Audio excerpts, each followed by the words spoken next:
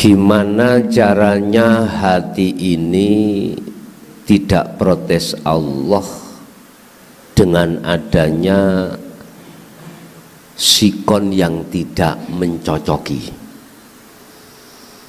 miturut menungso. Contoh, mestinya ngaji ngene iki mohudan lah ngene nggih. Lah tapi mengapa Allah kok mendatangkan tetap hujan? Biar hati tidak ganjel. Itu bagaimana? In asabahu musibah qalu inna lillahi wa inna ilaihi rajiun. Di tengah warga kita, entah istri, suami, anak, atau pekerjaan kita jatuh, enak apa ora? Enak apa tidak? Tidak enak ya. Ketika tatkala itu Allah datangkan, banyak di antara kita, ruhaniyah kita manusia protes. Kalau bisa menghindari, tapi nggak bisa. Bagaimana caranya hati itu, ruh itu tetap gayeng, anteng, damai. Wa qala aidan ya ayyatuhan nafsul mutmainnah irji'i ila rabbiki radiyatam. Nah, ini nanti yang jadi pembahasan kita. Wahai jiwa yang damai, jiwa maksudnya bukan nafsu, yang dimaksud jiwa di sini adalah ruhaniyah. Ngeten.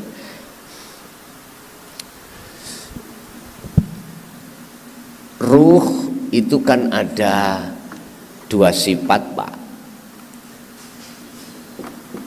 Basariyah, basiro.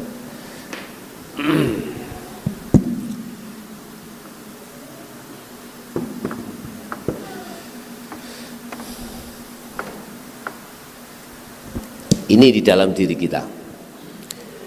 Basariyah, sifat basariyah muncullah nafsu, namanya nafsu nafsiyah dan amarah, lawamah dengan mutmainnah.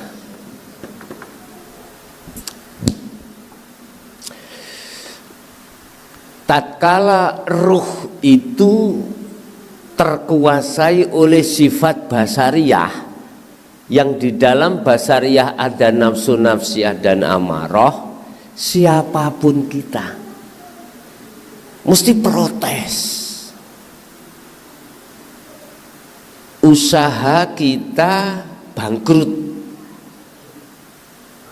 secara syariat dikarenakan sebab musababnya itu ada teman kita yang ngerusak, kita tahu, dan atau jatuhnya ekonomi kita dikarenakan berbagai macam alasan. Siapa yang hatinya itu, ruhnya, ruhaniyahnya itu terkuasai sifat basariyah, mesti amarah, mesti ngamuk, mesti sumpek, mesti gelisah, mesti susah. Akhirnya kita cari dukun, ya, cari solusi bagaimana ekonomi kita itu bangkit kembali. Apakah itu salah? Miturut pandangan syariat atau basariyah nggak apa-apa. Tapi kalau dilihat dari sudut pandang hakikat sifat basiroh, Ruhaniyah yang seperti ini, ruhaniyah yang mata hatinya tidak bisa melihat kalau semua apapun yang terjadi itu karena Allah. Nah, inilah yang disebut di dalam Al-Quran, khatamallahu ala qulubihim, tertutup, buta. Terus yang sakit hati, panas hati itu siapa? Ya kita sendiri. Orang lain tidak ikut panas, enggak. Ya kalau sengenge matahari, Pak, kita semua ikut panas. Kalau panasnya hati, kita sendiri.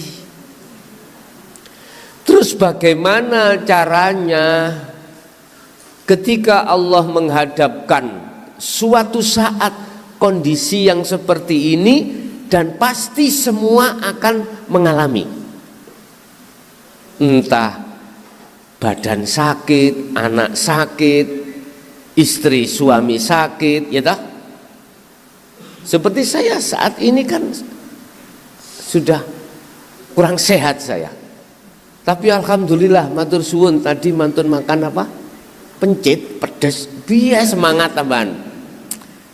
Tadi saya di rumah, mohon maaf, ngelentu mawon sampai saya berangkat dari Mojokerto ke sini, tidur aja tadi. Udah urusan barangkali nanti saya di sana disehatkan Allah atau tidak, bahkan dimatikan Allah, saya ridho ikhlas, nggak ada masalah. Daripada mati di atas mangkupur,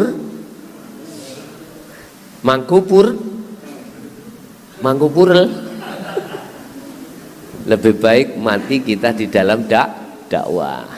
Pun kersane pun. Udah kembali. Rasulullah mengajarkan kita untuk mujahadatun nafsi, untuk memerangi nafsu ini, Pak, yang bertengger di dalam sifat basyariah. Sebab kalau ini belum kita jinakkan, nafsiyah dan amarah, yang terjadi ruhaniyah tak itu muncul hasud, muncul riya, muncul takabur dan lain sebagainya. Inilah salah satu yang dikhawatirkan Rasulullah. Sebelum beliau wafat, salah satu pesan yang tidak bisa kita lupakan oleh seluruh umat apa? Besok umatku akan menghadapi peperangan yang amat besar daripada perang Khandaq, perang Uhud, perang Badar. Apa perang apa itu? Melawan hawa nafsu. Mengapa dikatakan berat? Karena dia bersemayam di dalam jagatnya ruh.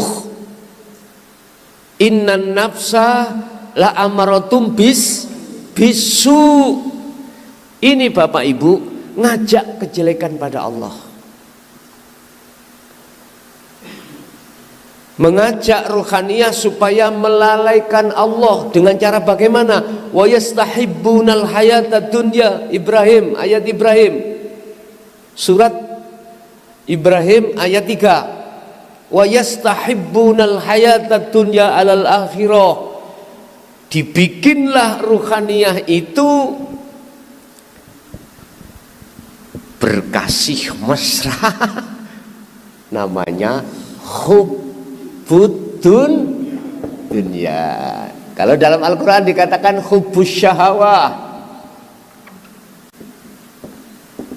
hubbus syahawah, cinta ning atiku enak rek dadi kiai, ya enak rek dadi kiai ngalor ngidul terus disembah-sembah wong, iku nafsu. Muncullah namanya iktimad. Apa itu iktimad? Nantinya gila kehormatan. bahaya ini.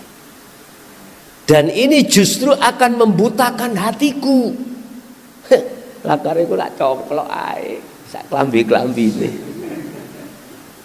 Kalau saya pikir mending mudo. Bahasa Indonesia ini apa, mending mudo. Lebih baik saya telanjang, nggak ada yang menghormati. Daripada dihormati orang, hatiku terus merasa diriku hormat. Syekh Ibnu Athaillah, Bapak Ibu, mohon maaf, di dalam kitab Hikam iku memberikan solusi. Bila mana kau dihormat orang, dipuja orang karena ilmumu, ngaliyo. Apa ngaliyo itu? Menghindarlah, karena pujaan umat itu adalah racun yang mematikan rohaniamu. Tetapi kalau jenengan waspada, gak usah mudo, gak usah. Jikalau jenengan waspada, waspadanya bagaimana?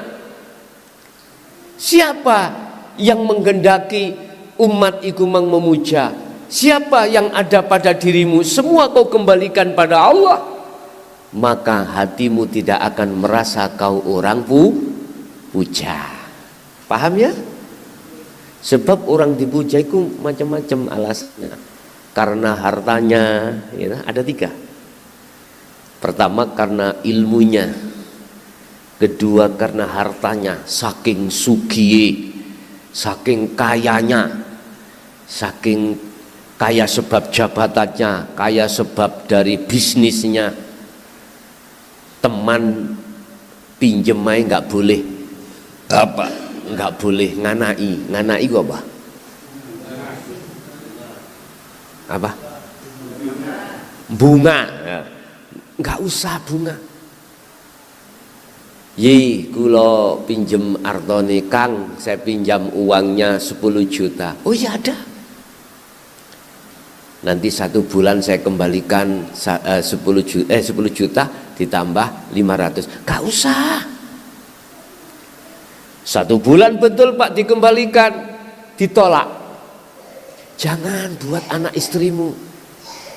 Bagaimana kau? Muja ndak? Pasti muja. Gini. Sebab sekarang itu kebanyakan uang yang dipinjamkan itu uang wanita, bukan uang laki-laki. Makanya bisa mana? Bisa berbunga. Coba melihat seseorang seperti itu, pasti sekampung mengatakan gini ya, hormatlah kita akan muja. Nggak pernah ada orang pinjem terus ditolak, nggak pernah. Kenal gak kenal dikasih, karena hartanya tidak habis-habis sih. 2, ada orang dipuja karena perilaku kita secara fisik. Menurut manusia dia adalah orang yang salih. Kalau dalam kitab Hikam disebut al-ubad, ahli ibadah. Memang dia nggak berdakwah, dia orang nggak punya, tapi perilakunya itu sama orang lain baik sekali, ibadahnya baik. Pasti sekampung mengatakan orang begini. Bahayanya kita ketika ada di situ dalam hati merasa lebih baik daripada orang lain, lebih pandai, lebih macam-macam. Ini akan bahaya kita. Justru ini yastahibunal hayatad dunya, nafsu membikin seperti ini supaya menutupi terhadap antara ruhaniyah dengan Allah. Sehingga ainul basirah, matanya ruh, itu disebut mata hati yang buta, tidak bisa melihat Allahnya yang memiliki, Allahnya yang segala-galanya, nggak bisa. Masih muncul dalam diri kita, aku bos, semuanya aku. Kok gak aku ngono? gak ketolong awakmu, kok gak aku. Subhanallah. Bahaya. Ini tertanda di dalam ruhaniyah kita itu dikuasai oleh sifat basariyah. Basariyah. Kata Rasul, lawan, perangi, mujahadatun nafsi, mujahadah, perangilah nafsu di dalam dirimu yang seperti itu. Inilah Bapak Ibu mengapa para masyayikh kita, guru-guru kita yang mendidik kita tentang ilmu tauhid tujuannya untuk melemahkan nafsu. Tapi terus ayat tadi ono, nafsu itu selalu mengajak melalaikan Allah. Tidak hanya di luar sholat, di dalam sholat pun kita lalai dari Allah. Fawailul lil musallin alladzina hum an sholatihim sahun. Lalai terus. Sehingga beliau-beliau guru-guru kita yang mendidik ruhaniyah kita lewat dinul tauhid, dinul haq, inilah semata-mata supaya ruhaniyah kita betul-betul mau memerangi terhadap nafsu dua ini. Kita lemahkan. Pertama. Kedua, di dalam diri kita ada sifat basiroh. Tadi ayatnya, inna nafsa la amaratum bisu illa rohima rabbi. Ada nafsu yang dirahmati. Ini Pak, lawamah dengan mutmainnah. Lawamah kita itu munculnya hati jenengan iki merasa bersalah pada Allah. Bersalah ya Allah, ketika kita dihadapkan takdir yang tidak enak tadi Bu ya, tadinya ngamuk-ngamuk ya, ngamuk-ngamuk. Nek lawamah muncul dalam hati jenengan, sadar, ya Allah saya salah. Saya protes dengan adanya ketetapan Allah, sama halnya saya ini dolim terhadap Allah. Sadar. Jadi lawamah ini mendidik ruhaniyah kita supaya lekas taubatan nasuha. Lah, ketika taubatan nasuhan telah dilakukan oleh ruh, maka selanjutnya nafsu mutmainnah itu akan memberikan didikan terhadap ruhaniyah dengan akhirnya di dalam Al-Quran apa didiknya? Harus kembali pada Allah. Kembali ke apa dah? Kembali yang dimaksud kembali itu Pak, ruhaniyah harus melakukan tahalli ke tajalli, melakukan nafi isbat, melakukan penafian atau pemfanaan, meniadakan keakuannya ruh yang selama ini yang merasa dirinya yang memiliki, yang berkehendak, yang beraf'al dan lain sebagainya. Disuruh ruh ini untuk melepaskan rasa memiliki, rasa yang berkehendak, mempunyai keyakinan bahwasanya makhluk ini mempunyai penguasaan, disuruh untuk melepaskan. Mutmainnah ini menyuruh nafsu untuk melakukan hal itu. Kembalilah pada Allah. Artinya tadi kan saya merasa diri saya yang alim, lah gitu toh. Contoh mawon. Mutmainnah mendidik kita, lepaskan kau merasa dirimu yang alim, tetapkan semuanya itu yang alim adalah Allah. Tentunya Bapak Ibu, ini kita lewati harus dengan kholwat, harus dengan zikir. Dan zikir itu ada yang dimaksud tatmainul qulub, zikir yang menjadikan hati jiwa damai. Itu zikir yang bagaimana? Ini selama ini para masyayikh tidak terang-terangan untuk menyampaikan. Padahal sudah disampaikan lewat cara isyarah. Lah sekarang kita sudah waktunya Allah menyuruh terang-terangan. Al-Hijr ayat 94 sampai 95. Bagaimana Rasulullah menyampaikan tentang zikir? Bagaimana Rasulullah menyampaikan tentang tauhid la ilaha illa anta wa ana fasda? Apa bahasa fasda? Sampaikan dengan terang-terangan Muhammad. Subhanallah. Apa yang diperintahkan Rasulullah itu Allah menyuruh menyampaikan dengan terang-terangan. Terus zikir yang bisa sampai pada Allah di maqam musyahadah itu zikir yang bagaimana? Di dalam Al-Quran Allah katakan ala bidzikrillahi tatmainnul qulub wa qala aidan wadhkur isma rabbika bukratan wa asila wa minal laili fasjud lahu fasabbihu lailan tawila ya ayyuhalladzina amanu dzkurullaha dzikron katsiron. Banyak ayat-ayat yang menyampaikan tentang zikir. Cuman di situ kalau kita tidak peka Al-Qur'anul Qadimnya enggak ketemu. Ternyata yang dimaksud zikir adalah ingat. Yang dimaksud ingat itu sadar.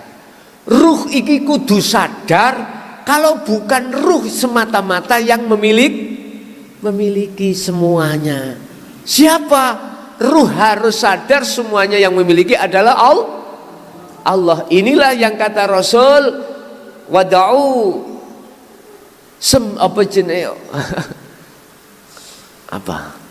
ketika saat di iman ke ihsan itu loh, anta budallaha ka'annaka tarah. Ruh harus sadar kalau semuanya itu yang memiliki, semuanya yang berkehendak, semuanya yang berperan hanyalah Allah. Di mana Allah itu? Di dalam diri ruh dewi. Di dalam, di luar Anda. Di depan, di belakang, di kiri, di kanan, di atas, di bawah. Wal awwal wal akhir wadh-dhahiru wal batin. Ruh itu sadar lan menyadari bahwasanya semua yang segalanya itu hanyalah Allah Subhanahu wa ta'ala. Niki mutmainah. Kalau ini sudah mengatakan hal itu, ya ayyatuhan nafsul mutmainah, dikatakan wahai jiwa yang damai, irji'i, balio siro, kembalilah kau ila rabbiki, terhadap Tuhanmu.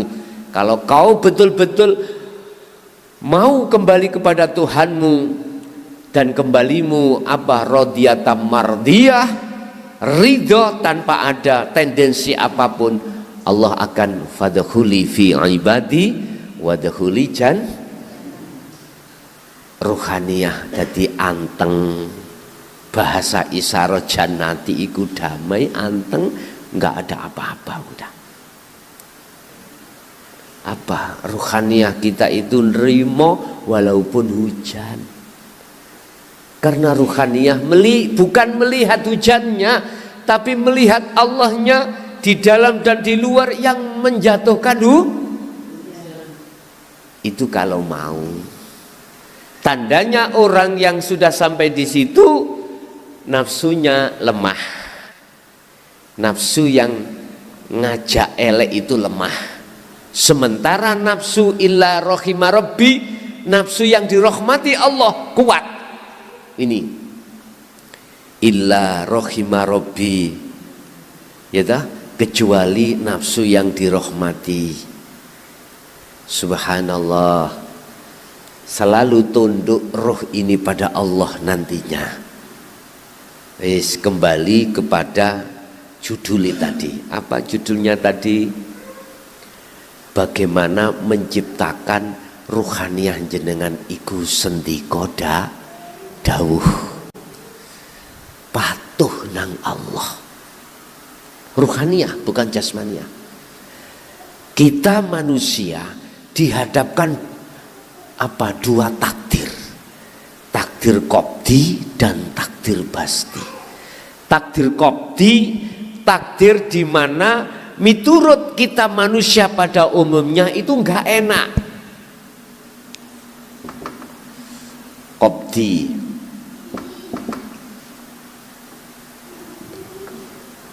Basti.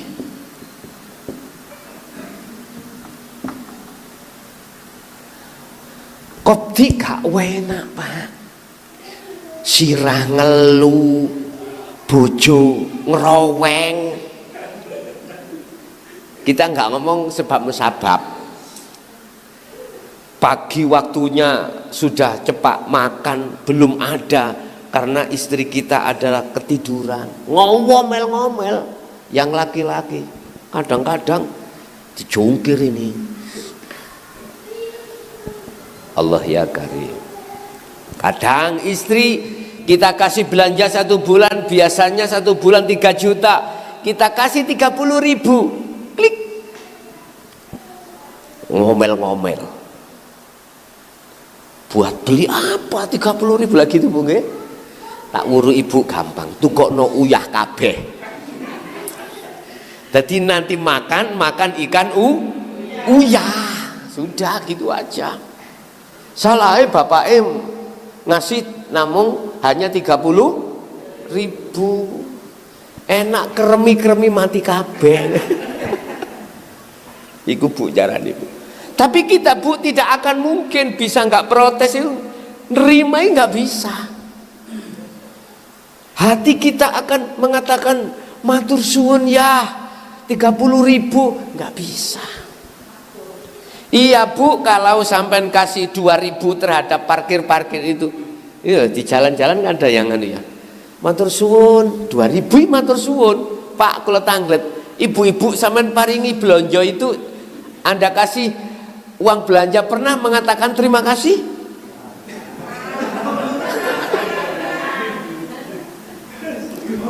Kadang-kadang loh ya. Kita ngasih orang yang menyeberangkan jalan, kita kasih 5.000, gimana jawabannya? Masya Allah, matur suwun pasti. Kadang kita belum haji, matur suwun bah, gitu ya. Istri kita sendiri kita kasih 1 juta 1 bulan, kadang-kadang mencucu.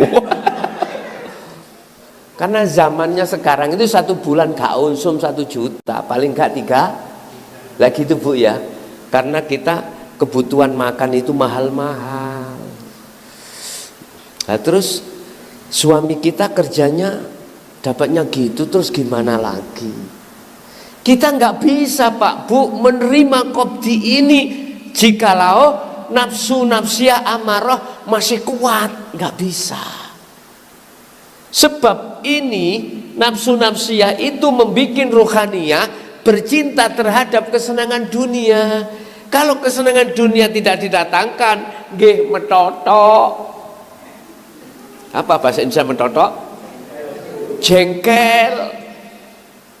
Anak sakit jengkel, anak nggak pulang-pulang jengkel, anak nggak mau berangkat mondok jengkel, wis macam-macam. Subhanallah, Rasulullah yang beliau mengkhawatirkan terhadap umatnya itu tatkala dihadapkan qobdi ini, ruhaniyah kita itu tidak menerima dengan kenyataan. Sebab percaya dan tidak percaya, walaupun gak enak itu datang tanpa dikehendaki Allah, saged tidak bisa. Walillahil masyriq wal maghrib. Oh ini kilen nggih. Bingung kula nek ngoten niku. Kula kinten mriku wetan kebalikan. Oh leres nggih. Kilen. Niku kilen iki wetan. Oh nggih kula sing bingung nek ngoten nggih ya. Mulai jagat timur sampai jagat barat sekecil makhluk apapun, debu, atom, itu yang menggerakkan adalah Allah. Suami kita kasih uang 1 juta, kalau tidak digendaki Allah sakit datang pada anak kita, apapun bentuknya yang gak nyocoki kopdi ini, tanpa Allah gak bisa. Kita nggak bisa sadar, Pak, kalau semuanya di situ Allah. Manakala nafsu-nafsiyah amarah itu belum jina. Padahal Allah katakan, in asobahum musibah qalu inna lillahi wa inna ilaihi rajiun. Tatkala kau ditimpa perkara yang nggak enak, kembalilah pada Allah. Bahasanya qalu, ngucaplah inna lillahi, sesungguhnya ini datangnya dari Allah, wa inna ilaihi rajiun, dan kembali pada mocotok. Nggih ya, mocotok. Tapi ruhaniyah kita tetap gak iso nrimo. Estu. Hati ruhaniyah tidak bisa sadar kalau semuanya ini yang memperlakukan adalah Allah. Mboten saged, Pak, mboten saged. Padahal ayatnya sudah ditekankan, kembalilah kau pada Tuhanmu, sadarlah semua ini yang melakukan, yang memperjalankan adalah Allah Subhanahu wa ta'ala. Terus bagaimana caranya untuk menjinakkan? Ini yang terpenting. Malam ini saya buka. Anda kalau mau silahkan lakukan. Kalau sudah melakukan, Anda hasilnya tidak sesuai dengan ilmiah ini, datang ke Mojokerto, antem nomu klason ini. Sungguh Allah katakan dalam surat Al-Ankabut ayat 5, mangkana yarjuliko Allah, barang siapa yang mempunyai keinginan untuk bertemu Allah. Apa yang di situ disebut? Dikatakan Allah akan berjanji, fa inna ajalallah, Allah pasti akan membikin waktu tertentu, pasti loh ini, untuk menemui jenengan, untuk bertemu. Syaratnya bagaimana? Sebab Bapak Ibu sing yang bisa mengalahkan nafsu ini hanyalah Allah. Kita nggak mampu, Pak Bu. Ruhaniyah, ruh kita nggak akan mampu kalau tidak Allah sendiri. Makanya disuruh untuk ke Allah. Ayatnya, kembalilah pada Tuhanmu, kembalilah pada Allah. Artinya kau harus sadar semuanya itu kau kembalikan, semuanya itu Allah yang melakukan. Wis, carane bagaimanapun. Ini yang paling penting, inti daripada semua ilmu yang gak ada batasnya tauhid ini. Intinya di mana? Pun intinya ada di surah Al-Insan ayat 25-26. Cuman ini jenengan masih butuh apa? Pendalaman lagi. Di situ dikatakan wadkur dzikra Muhammad, sebutin nama Allah, nama Tuhanmu. Bahasanya dzikir Muhammad. Isma rabbika bukrata wa asila, pagi sampai sore. Wa minal lail, malam ya jangan tedung tok. Bangun, berzikirlah. Terus zikirnya yang bagaimana? Pun sampai catat ya. Sibukkanlah hatimu bukan lesan, berzikir sir dan sirul asrar. Yes. Sudah saya buka pernah ya zikir sirul asrar ya? Oke. Kedukurun wong iki.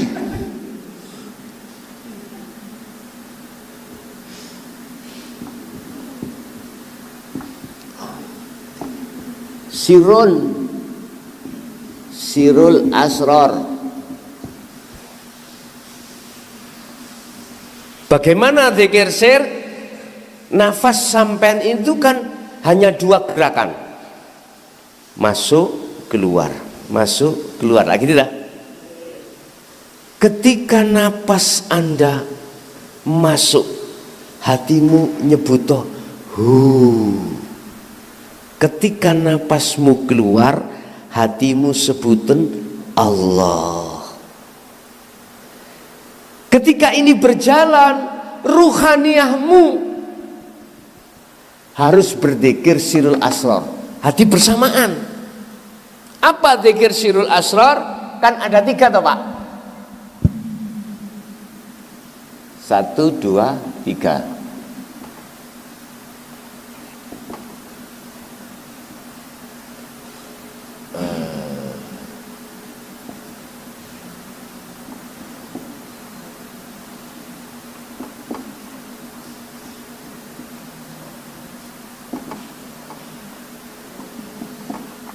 Apa sih sirul asrar itu? Di dalam rahasia ada rahasia lagi. Contoh, di dalam lampu itu ada cahaya.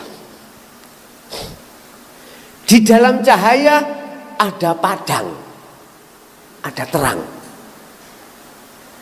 Dengan terang itulah maka kita akan bisa melihat wujud apapun yang ada di depan kita.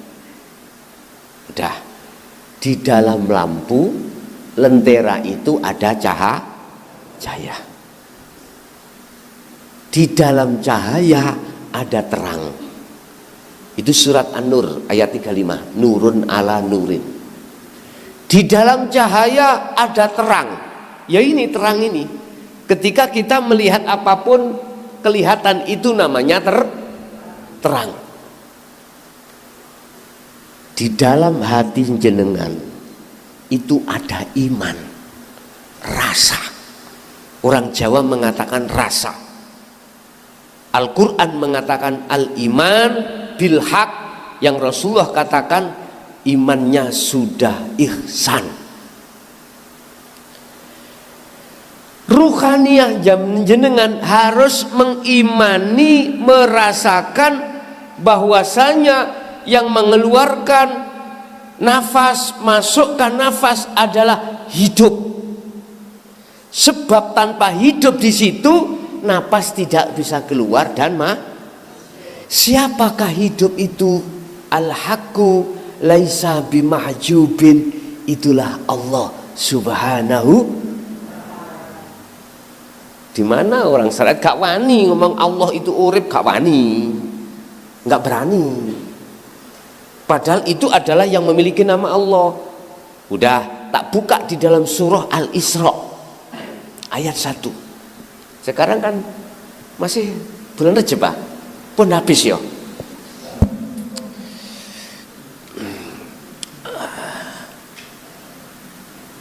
Subhanalladzi asra bi'abdihi lailan.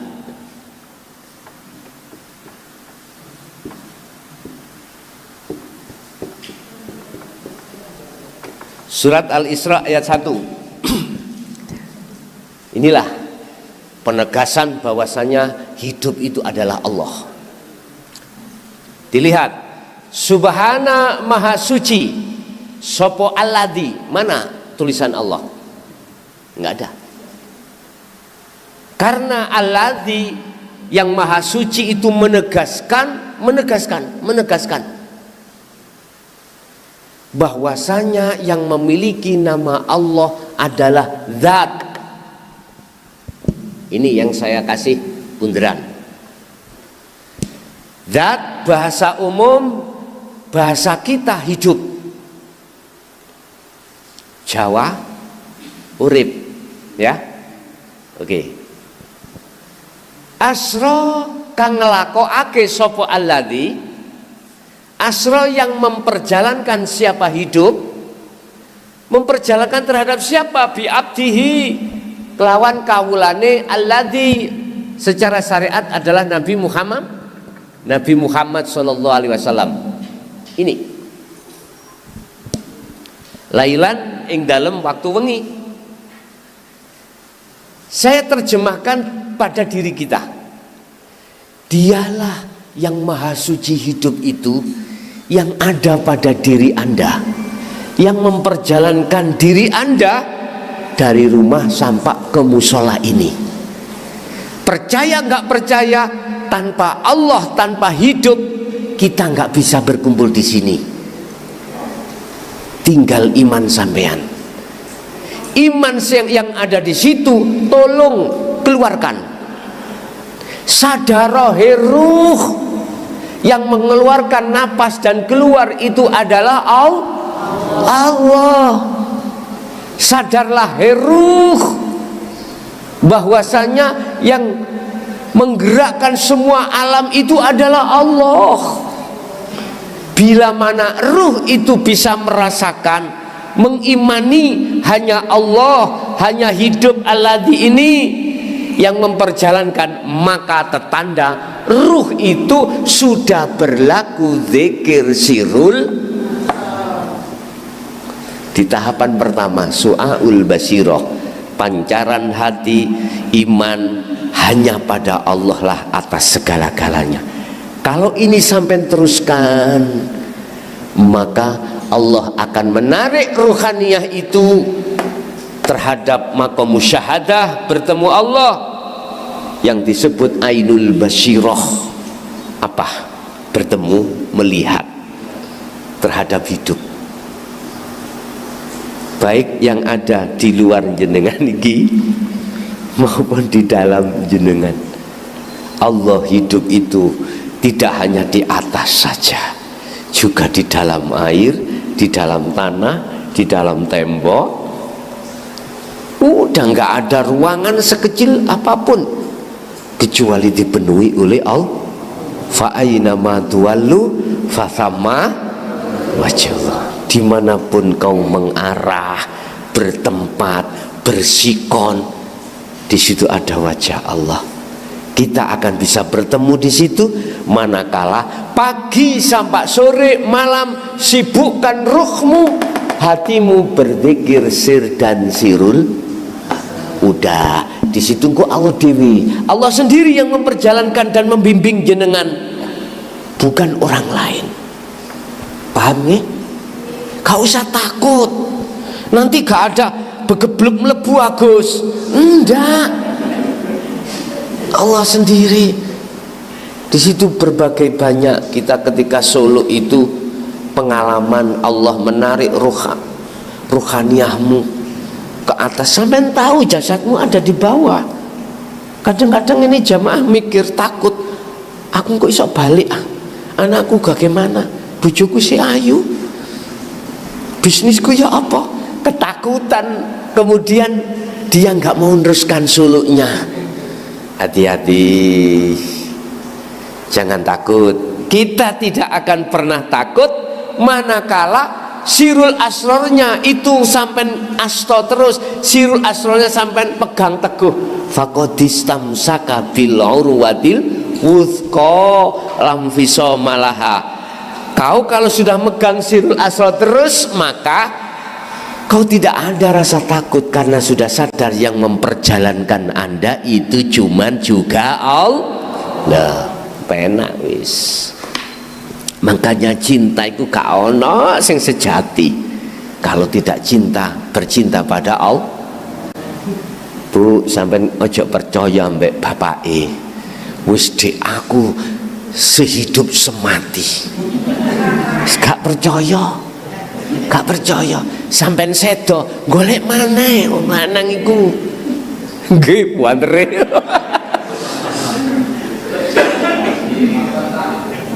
Gini, sampai nek kepingin tahu cintane bapak sampean atau ayah atau garwa sampean itu sejati, jangan kau melihat cinta datangnya dari seorang makhluk. Allah di situ mboten. Cintailah Allah pada istrimu, cintailah Allah pada suamimu. Itulah yang dimaksud terus lagu, cintai aku karena Allah. Lah di situ gak gak krono cantiknya, gak krono hartanya, gak karena nasabnya, gak karena apa, enggak, karena Allah. Tapi munculnya itu macam-macam. Sing penting bagaimana caranya jenengan iki mau bisa memerangi nafsu dalam diri kita masing-masing sehingga sifat basariyah itu tidak terlalu muncul. Kembalilah pada Allah, dan hanya Allah yang bisa mengalahkan nafsu dengan cara berzikirlah mulai pagi sampai sore sak mampune Bu, sak mampunya, enggak terus dipaksa harus berdetik bernapas, enggak, sak mampunya jenengan. Ketika jenengan masak sak mampune jenengan zikir sir dan sirul asrar. Gus, sir wis sudah enggak ikut sebab kuncinya di sirul asrar. Saya langsung ke sirul asrar tanpa ngucap. Bagus, silahkan. Aslinya zikir sir atau jahri itu sebagai pendorong aja untuk mengingatkan supaya ruhaniyah itu berzikir pada Allah. Zikiri ruhaniyah itu gak nyebut nama Allah, gak disebut, gak nyebut, cuman diem, hati merasakan, mengimani sesungguhnya apa yang ada di dalam atau di luar dirinya semua itu adalah Allah Subhanahu wa ta'ala. Itu mungkin Bapak Ibu yang bisa kami sampaikan terkait masalah bagaimana kita ketika saat dihadapkan Allah qabdi ruhaniyah kita enggak protes. Jawabannya kembalilah pada Allah. Ya nek pasti gampang ae wis kata terang. Gampang, siapapun kita nek nerima perkara enak gak protes iku wajar ngoten nggih. Wis saweneng ae, rezeki lancar, dagangan habis terus, omsetnya bertambah. Satu bulan biasanya 10 juta, ini ratusan juta, tambah seneng mboten? Bisa membantu fakir miskin, bisa menyantuni anak yatim, wis bisa ngutangi teman-teman. Enak tok, sapa sing gak iso. Tapi nek dihadapkan jatuh, bangkrut, ngreges hati. Udah nggih. Kula niku sada ora penak awak memangi. Iklime pun ganti Pak Bu. Sakniki mari mangan sambel napa wau? Pencit sehat maneh pun alhamdulillah. Pun kita masuk pada sesi tanya jawab. Barangkali ada yang perlu ditanyakan, kami persilahkan. Niki sasi ruah tasik saged nggih. Dereng pos monggo. Ini kan Rajab ya dah? Masih ada ya? Saya juga mohon maaf kemarin bulan kemarin Bu ya. Saya ada jadwal dinas itu ke Jakarta itu, saya kalau tidak ikut ya juga enggak penak. Makanya mohon maaf bulan kemarin kami tidak bisa mengikuti ngaji.